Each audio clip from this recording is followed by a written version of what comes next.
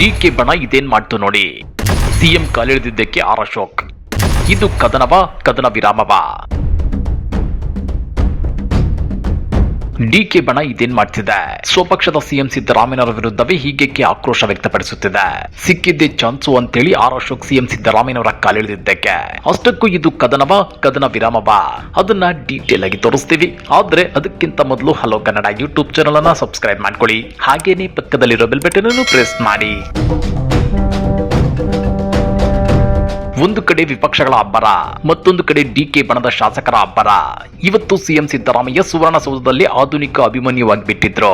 ಯಾಕಂದ್ರೆ ಶಾಸಕರ ಕ್ಷೇತ್ರಕ್ಕೆ ಅನುದಾನ ಬಿಡುಗಡೆ ವಿಚಾರವಾಗಿ ಪ್ರಾರಂಭವಾದ ಮಾತು ಸಿಎಂ ಕುರ್ಚಿ ಗದ್ದಲದ ಮಾತಿನ ಚಕಮಕಿಯೊಂದಿಗೆ ಕೊನೆಯಾಯಿತು.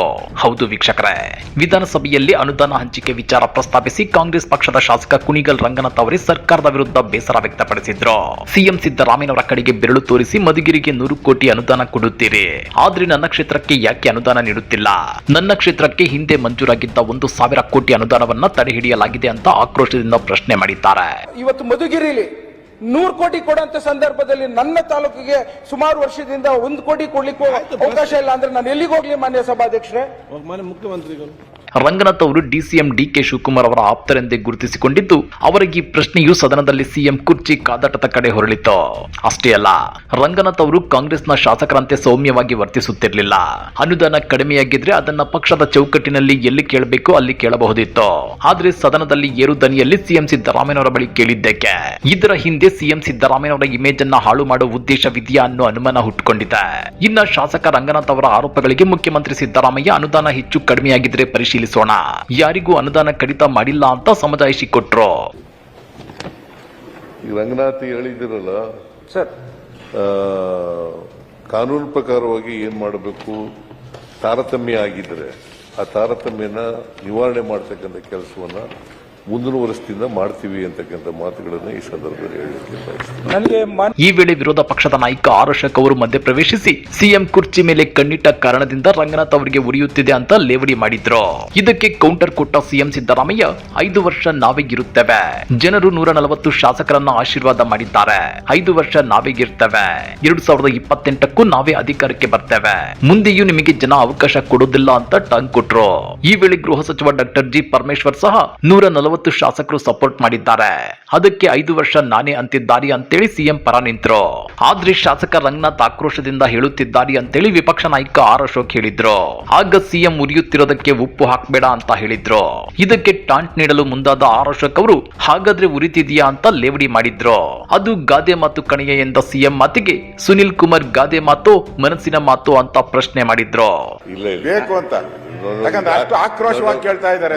ಆಕ್ರೋಶ ಉರಿಯೋದಕ್ಕೆ ಉಪ್ಪಾಕಕ್ಕೆ ಹೋಗ್ಬೇಡ ನೀನು. ಉರಿತಾಯ್ತು ಹಂಗಾರೆ, ಉರಿತಾ ಇದೆ ಗ್ಯಾರಂಟಿ. ನೀವೇ ಉರಿತಾ ಇದೆ ಅಂತ ಅಲ್ಲ, ಉರಿತಾ ಇದೆ. ಅವ್ರ ಪೂಜೆಗಳು ಮಾಡ್ತಾವ್ರ ಸರ್, ಅವರು ಪೂಜೆ ಪುನಸ್ಕಾರ ಅಧ್ಯಕ್ಷ ಸಿಎಂ ಆಗ್ಬೇಕು ಅಂತ ಹೇಳಿ ಪೂಜೆ ಪುನಸ್ಕಾರ ಎಲ್ಲ ಪುನಸ್ಕಾರ ಮಾಡ್ತಿರೋದು ನನ್ನ ಅಲ್ಲ. ಸಿಎಂ ಉರಿತಾ ಇರೋ ಇದಕ್ಕೆ ತುಪ್ಪ ಇದಾಕ್ಬೇಡ ಅಂತ. ಉರಿತಾ ಇದೆ ಅಂತ ಅರ್ಥ ಆಯ್ತಲ್ಲ, ಜಗಳ ಉರಿತಾ ಇಲ್ಲ, ಗಾದೆ ಅದು. ಅವ್ರು ಸುಮ್ನೆ ಇರಲ್ಲ ಸರ್. ನಾನ್ ಬಹಳ ಸರಿ ಕೇಳಿದೆ, ಸುಮ್ನೆ ಇರಪ್ಪ ಅಂದ್ರೆ ಇಲ್ಲ ಸರ್, ನಾನು ಪೂಜೆ ಮಾಡಿಸ್ತಾ ಇದ್ದೀನಿ, ವ್ರತ ಮಾಡ್ಕೊಂಡಿದ್ದೀನಿ, ಏನು ಮಾಡ್ತಾ ನನ್ನ ಕನಸು ಸರ್. ಒಂದ್ಸರಿ ಅವ್ರು ಮುಖ್ಯಮಂತ್ರಿ ಆಗಬೇಕು ಅಂತ ಕನಸು ಸರ್ ಅಂತ ಪತ್ರಿಕೆ ಮಾಡಿದ್ರು ಕೂಡ, ಕಿತಾಪತಿ ಏನೇ ಮಾಡಿದ್ರು ಕೂಡ, ಪ್ರಚೋದನೆ ಏನೇ ಮಾಡಿದ್ರು ಕೂಡ ನಮ್ಮವ್ರು ಯಾರು ಕೂಡ ಪ್ರಚೋದಿತರಾಗಲ್ಲ. ಆಗಲ್ಲ. ನೀವೇ ದಿನ ಮಾಡ್ತಾರೆ ಪಾಪ. ಇಲ್ವಾ? 5 ವರ್ಷ ಇಲ್ಲ ಸರ್. ಯಾರು 5 ವರ್ಷ ಮುಖ್ಯಮಂತ್ರಿ? ನೀನೇ ಕೇಳ್ತೀಯ? ನನ್ಗೆ 5 ವರ್ಷ ಅಲ್ಲ ಸರ್, ನಾವು ಎದುರು ಮನೆಯವರು ಸರ್. ಕೇಳಪ್ಪ, ಎದುರು ಮನೆಯವ್ರನ್ನ ನೀವು ಹೇಳ್ರಿ. 5 ವರ್ಷ ಇರಿ ಅಂತ ಹೇಳಿ ಜನ ಆಶೀರ್ವಾದ ಮಾಡಿದ್ದಾರೆ, ನಾವೇ 5 ವರ್ಷ ಇರ್ತೀವಿ.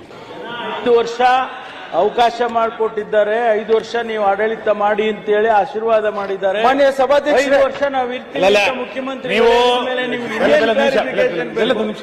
ಪರಮೇಶ್ವರ್ ಒಬ್ರೇ ಸರ್ ನೋಡ್ದಂಗೆ. ಪರಮೇಶ್ವರ್ ನೀವು 5 ವರ್ಷ ಇರಬೇಕು ಅಂತ ಹೇಳಿರೋದು ನಿಜ. ಯಾವಾಗ ನಿಮ್ ಜೊತೆ ನಿಂತಿದ್ದಾರೆ ಸರ್?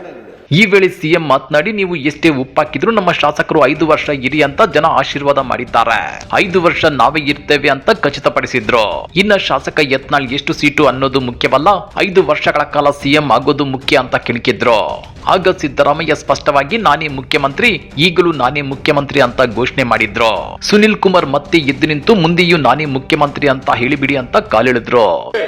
ಹೊಟ್ಟೆ ಕಿಚ್ಚು. ನಾವು 5 ವರ್ಷ ತುಂಬಿಸ್ತೇವೆ. 28ರಲ್ಲಿ ಚುನಾವಣೆಯಲ್ಲಿ ಮತ್ತೆ ಗೆದ್ದು ಬರ್ತೀವಿ, ಮತ್ತೆ ನಾವು ಅಧಿಕಾರ ಮಾಡ್ತೀವಿ. ಮಾನ್ಯ ಅಧ್ಯಕ್ಷರೇ, ನಾನು ಬಹಳ ಸ್ಪಷ್ಟವಾಗಿ ಹೇಳ್ತೀನಿ, ನಮ್ಮಲ್ಲಿ ಹೈಕಮಾಂಡ್ ಇದೆ. ಹೈಕಮಾಂಡ್ ಏನ್ ತೀರ್ಮಾನ ಮಾಡ್ತಾರೆ ಅದರ ಮಾಡ್ತೀವಿ. ಅದು ಒಂದು. ಎರಡನೇದು ಜನ ನಮಗೆ ಆಶೀರ್ವಾದ ಮಾಡಿದ್ದಾರೆ. 5 ವರ್ಷ ಇರಿ ಅಂತ ಜನ ಆಶೀರ್ವಾದ ಮಾಡಿದ್ದಾರೆ. 2013ರಲ್ಲೂ ಆಶೀರ್ವಾದ ಮಾಡಿದ್ದಾರೆ, 2023ರಲ್ಲೂ ಆಶೀರ್ವಾದ. ಈ ಬಿಜೆಪಿ ಅವರಿಗೆ ಒಮ್ಮೆಲೂ ಕೂಡ ಆಶೀರ್ವಾದ ಮಾಡಿಲ್ಲ, ಇಲ್ಲಿವರೆಗೂ ಮಾಡಿಲ್ಲ, ಮುಂದೇನೂ ಮಾಡಲ್ಲ. ಇವರು ವಿರೋಧ ಪಕ್ಷದಲ್ಲಿ ಶಾಶ್ವತ ಸಂಖ್ಯೆ ಕಡಿಮೆ ಬರ್ತಾರೆ. ಇವತ್ತು ಸಿಎಂ ಸಿದ್ದರಾಮಯ್ಯ ಸ್ವಪಕ್ಷದ ಶಾಸಕ ರಂಗನಾಥ್ ಅವರಿಂದ ಸ್ವಲ್ಪ ಮುಜುಗರಕ್ಕೀಡಾದಂತಿತ್ತು. ಜೊತೆಗೆ ವಿಪಕ್ಷಗಳು ಉರಿಯೋ ಬೆಂಕಿಗೆ ಸರಿಯಾಗಿ ಪೆಟ್ರೋಲ್ ಸುರಿಯಲು ಯತ್ನಿಸಿರೋದು ನಿಜಕ್ಕೂ ವಿಪರ್ಯಾಸ. ಈ ಬಗ್ಗೆ ನೀವೇನಂತೀರಾ? ಕಮೆಂಟ್ ಮಾಡಿ, ವಿಡಿಯೋ ಲೈಕ್ ಮಾಡಿ, ಶೇರ್ ಮಾಡಿ. ಇಂಥ ಮತ್ತಷ್ಟು ರೋಚಕ ರಾಜಕೀಯ ಸುದ್ದಿಗಳನ್ನ ಮಿಸ್ ಮಾಡದೆ ನೋಡಬೇಕು ಅಂದ್ರೆ ಹಲೋ ಕನ್ನಡ ಯೂಟ್ಯೂಬ್ ಚಾನಲ್ ಅನ್ನ ಸಬ್ಸ್ಕ್ರೈಬ್ ಮಾಡ್ಕೊಳ್ಳಿ.